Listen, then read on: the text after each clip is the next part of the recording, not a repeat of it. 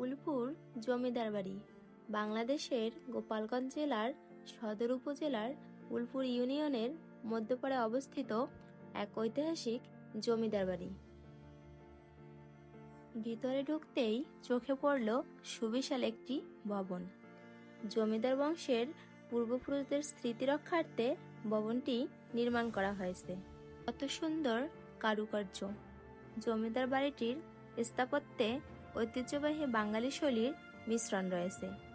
এর বিশাল দৃষ্টিনন্দন দরজা, দোতলার বারান্দা এবং বিশাল প্রাঙ্গণ সত্যি চমৎকার।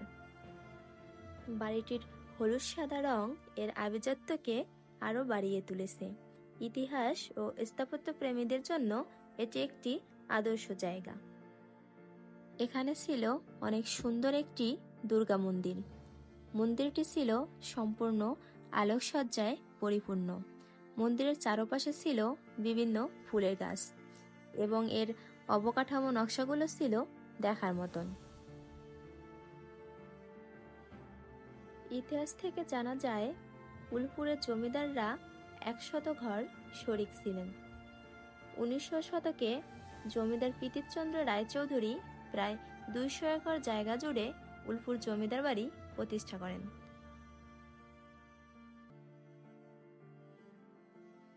দুর্গা মন্দিরের ঠিক পাশেই ছিল পূর্বপুরুষদের স্মৃতি রক্ষার্থে আরেকটি মন্দির। এই জমিদার বাড়িটি ঘিরে আছে সুন্দর গাছপালা আর নিরিবিলি পরিবেশ। এখানে প্রায় 7-8 রঙের জবা ফুলের গাছ রয়েছে। চারিদিকে ছিল নাম জানা অজানা নানা ধরনের ফুলের সমারোহ। এটি একদমই শহরের কোলাহল থেকে মুক্ত একটি জায়গা। মন্দিরের ঠিক পেছনে রয়েছে সুবিশাল একটি বাঁধানো পুকুর। পুকুরের সিঁড়িতে রয়েছে একটি জলপরীর প্রতিমূর্তি।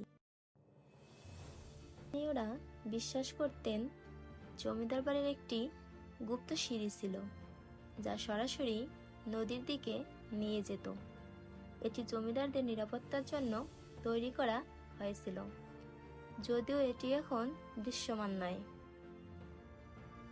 জমিদারি প্রথা যদিও এখন বিলুপ্ত, কিন্তু তাদের স্মৃতিচিহ্নগুলো এখনো আমাদের গৌরবকে বহন করে চলেছে।